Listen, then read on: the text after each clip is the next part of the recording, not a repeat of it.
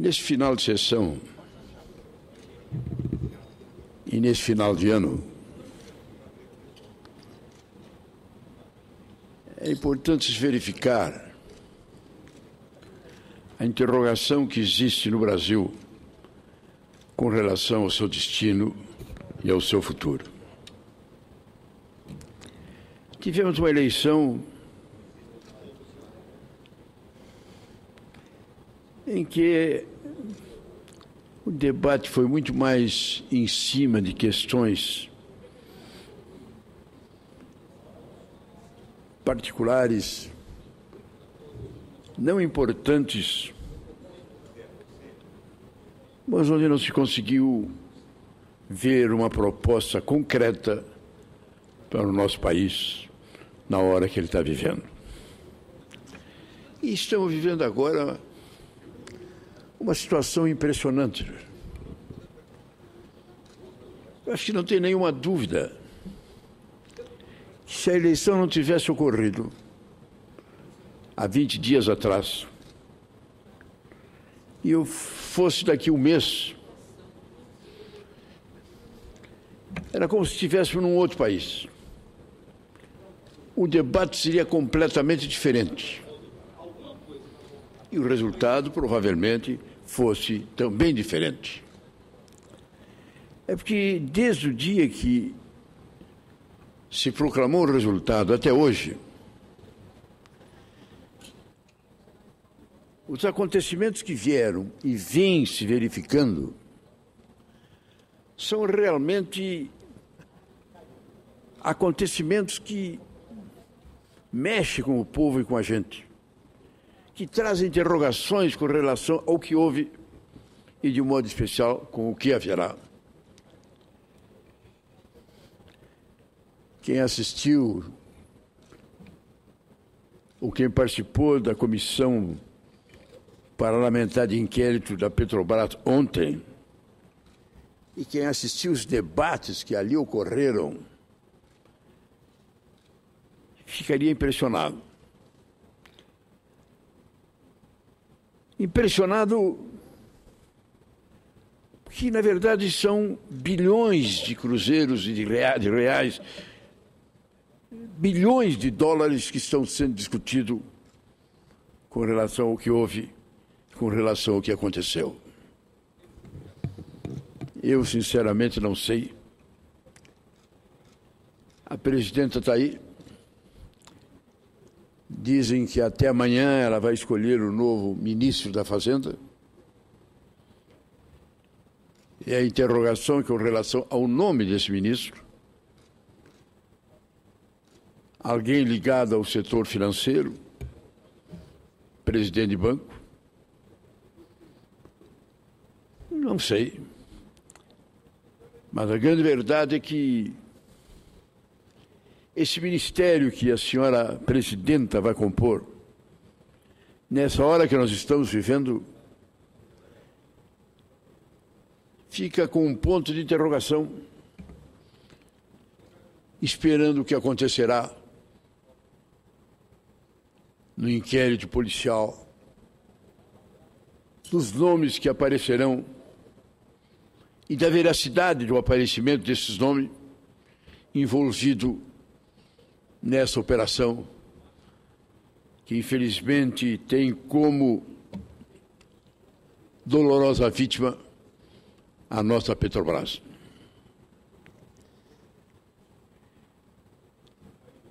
A nossa Petrobras, um orgulho de nossa nação. Exatamente no momento e na hora em que ela tinha tudo para romper as dificuldades. E como parecia, no final do ano passado, primeiro com as descobertas da possibilidade da utilização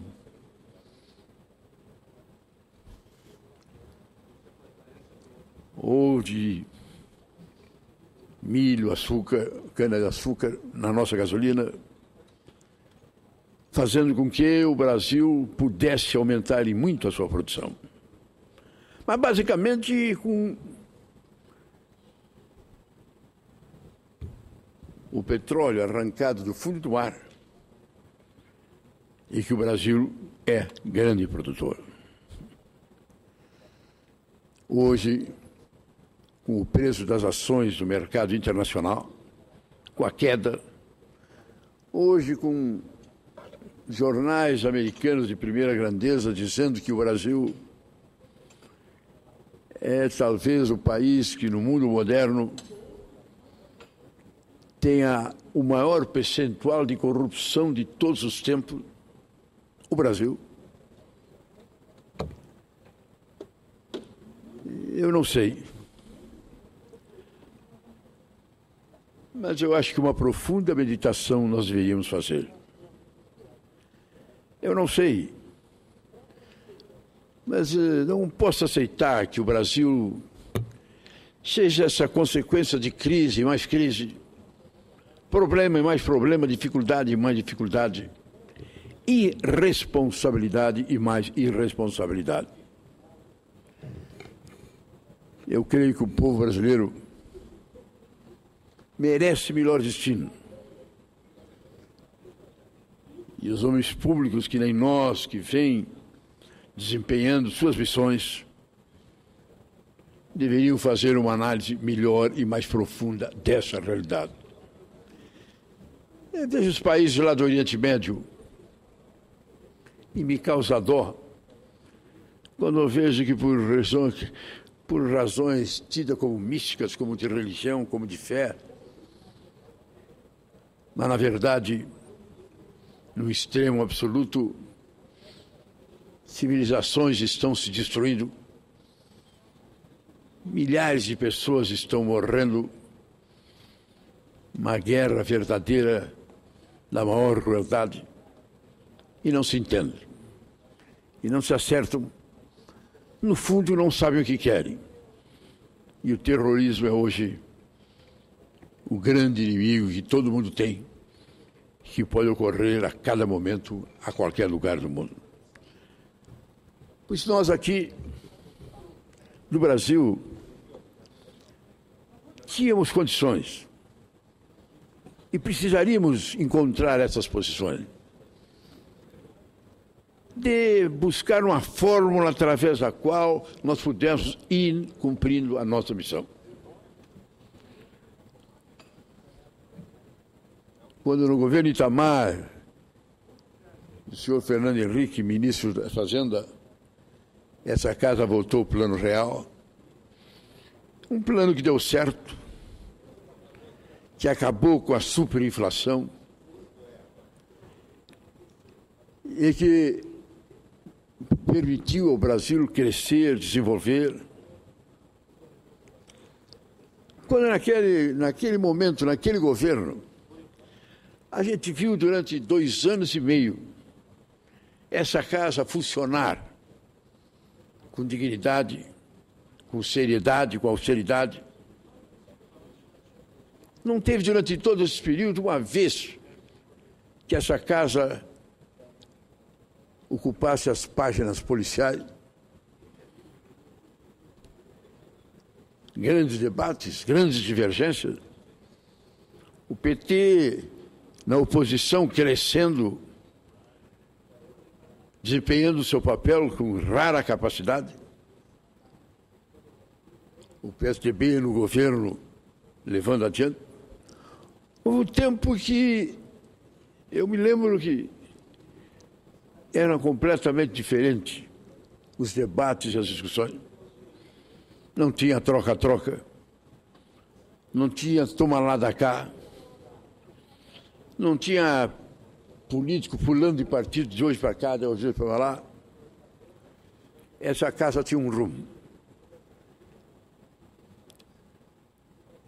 Quando o Lula ganhou, não há dúvida que as posições e os projetos sociais do senhor Lula foram importantes. A Bolsa Família e outros tantos projetos que melhoraram a sociedade, que minoraram as dores dos miseráveis, que transformou muitos dos miseráveis em classe pobre ou quase classe média, muitos que comiam de vez em quando passaram a comer todos os dias, com salário e família. Isso foi positivo. Foi positivo. Mas quando começaram a aparecer os escândalos, quando de repente eles foram crescendo, quando de repente a televisão publica, quando começam a aparecer fatos e mais fatos da ação da coisa pública, ali o Congresso participou e iniciou essa fase de desmoralização, governo, Congresso, sociedade, que nós estamos até hoje. Eu me lembro quando aqui dessa tribuna eu dizia, presidente Lula, isso que apareceu na televisão, do cidadão do Correio recebendo dinheiro, botando no bolso e discutindo o percentual da comissão da bandalheira, a televisão assistindo e publicando. O senhor só tem um caminho. Demite esse cidadão. Lá naquela hora do seu Valdomiro e do seu Cachoeira, se ele tivesse demitido, se ele tivesse apontado o caminho, eu não vou admitir no meu governo que isso aconteça, as coisas tinham sido diferentes, eu acredito. Mas infelizmente não.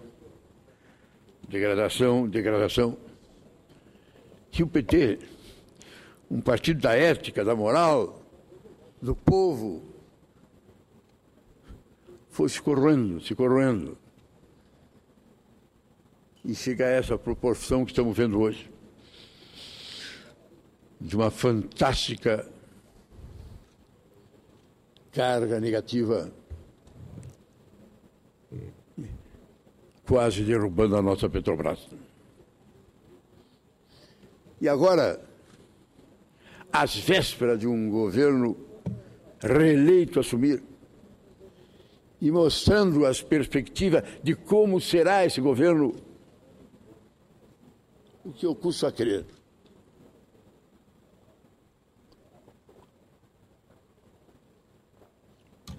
O que eu custo a crer é que não haja uma intermediação, que a presidente Dilma só esteja falando com o Lula e com alguns membros do seu partido, e queiram encaminhar essa questão, no fundo, para que as coisas continuem como até aqui. Eu não posso imaginar como não haja um sentimento de buscar uma fórmula, de buscar um entendimento, um chamamento a todos para que tivéssemos abertura do entendimento. Ao contrário, as informações que eu tenho, que já começou uma onda de boataria com relação ao juiz de Curitiba. Já começaram a discutir e vão aparecer fatos não sei lá o quê com relação ao juiz de Curitiba. Pela sua independência, pela sua autoridade e pela firmeza de sua ação. Eu fico impressionado com Sua Excelência. Acho que não o conheço pessoalmente, mas numa hora que se tem tantas interrogações com relação a tantos magistrados, numa hora que há tanta discussão com relação também ao Poder Judiciário, aparece Sua Excelência e fica em cima de Sua Excelência a enormidade deste caso inédito na história do Brasil e talvez, dizem, raríssimo pelo mundo afora. pelo volume do dinheiro, pelo volume da corrupção, pelas pessoas atingidas. E chama atenção a serenidade de Sua Excelência, a firmeza de Sua Excelência, a compenetração com que Sua Excelência vem tratando dessa matéria.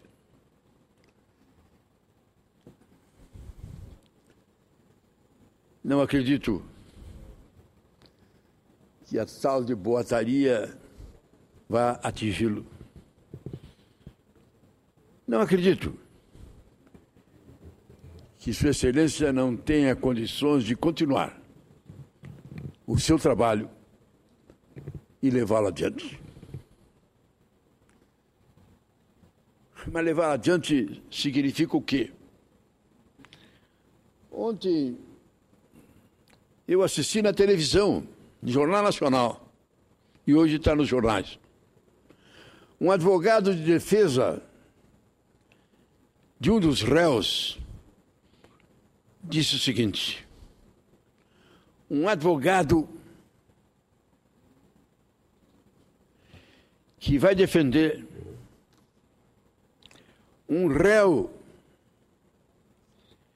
porque esse réu fez um contrato de construção de uma obra, pode ser uma enorme, uma obra federal, pode ser estadual, pode ser uma obra pequena no município.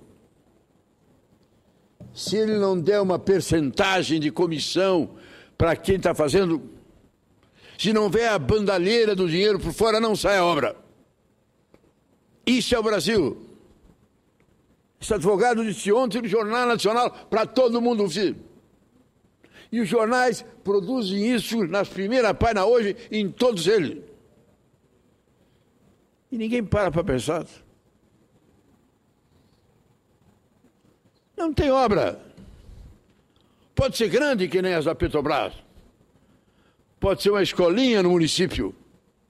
Contratou. Pode ser uma grande empresa.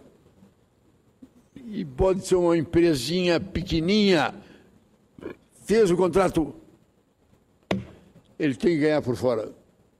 Se não houver isso, não há obra.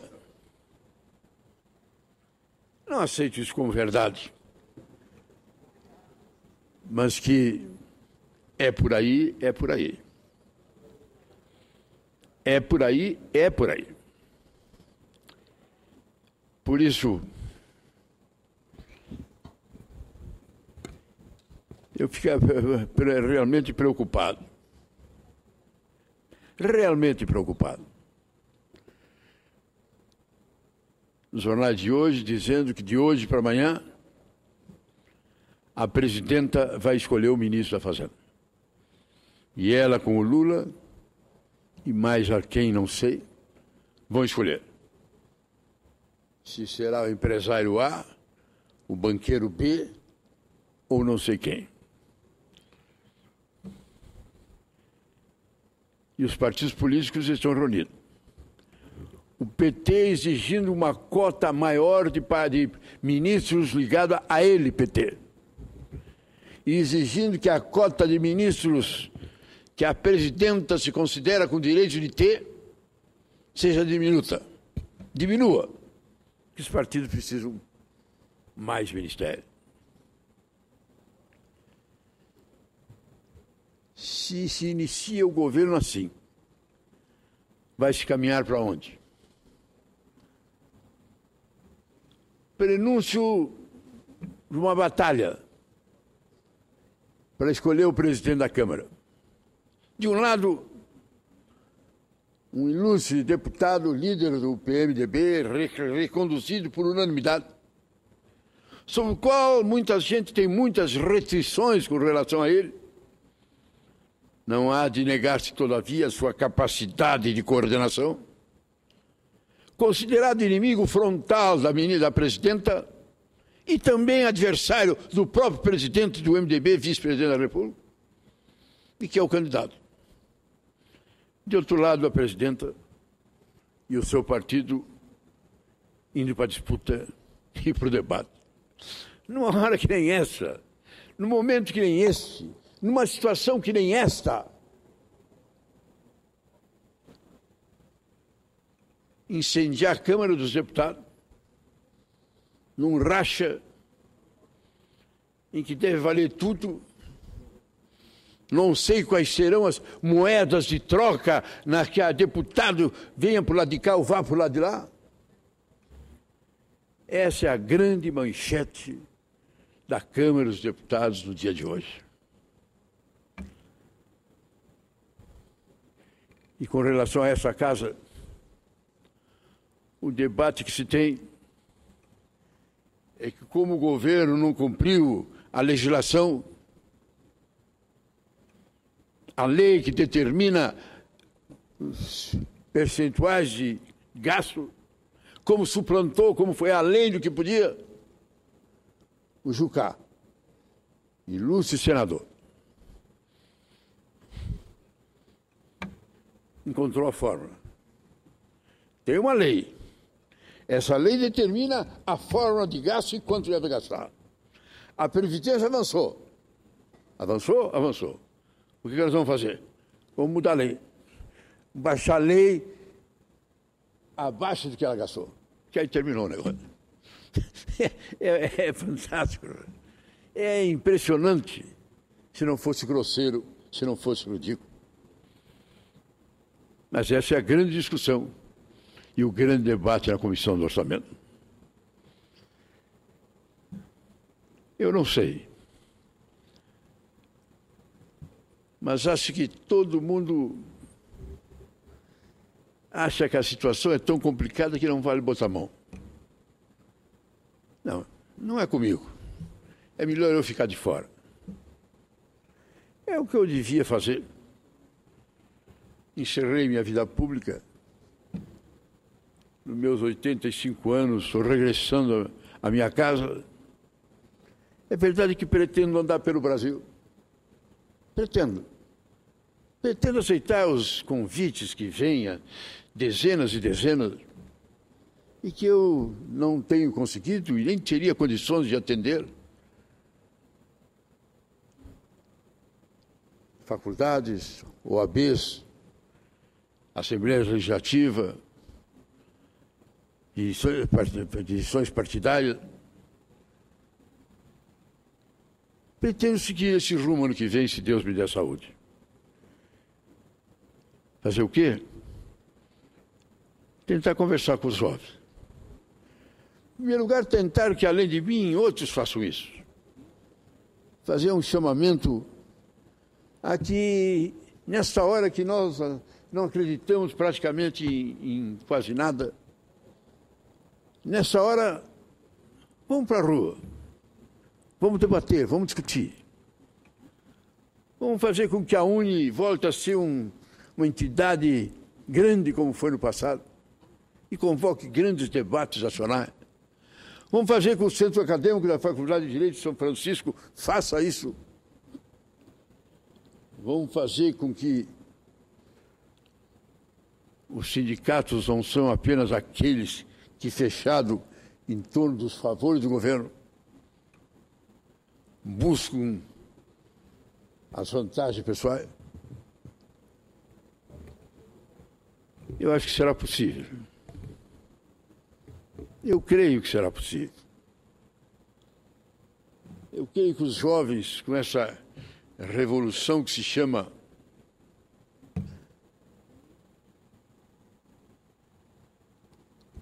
a televisão paralela, as migas onde reúnem-se alguns e se comunicam no mundo inteiro, eu acho que isso pode ser feito. Esse debate, essa discussão, essa participação. Já tem alguns partindo para o lado que eu acho equivocado. Alguns que acham que temos que nos organizar porque o grupo que é a volta dos militares está se armando. Eu não acredito. Não vejo condições para que isso aconteça. Se bem que também é verdade que 20 e tantos anos atrás, quando aconteceu, ninguém imaginaria que poderia ter acontecido. E aconteceu.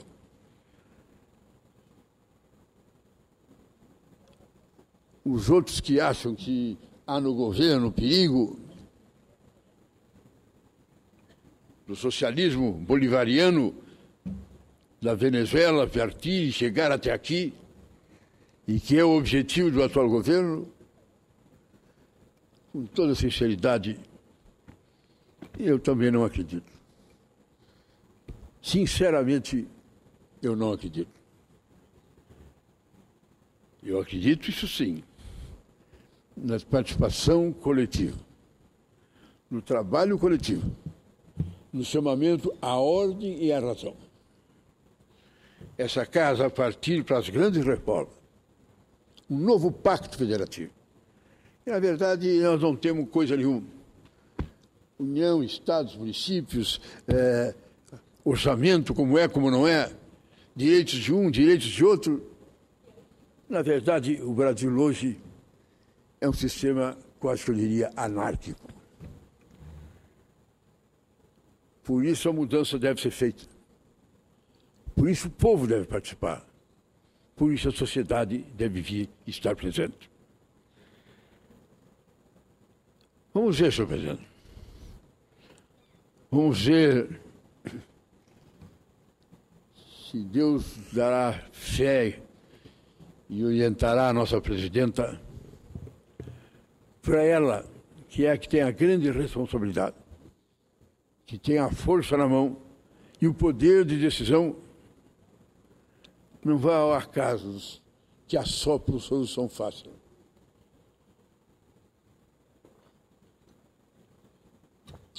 Mas, pelo contrário,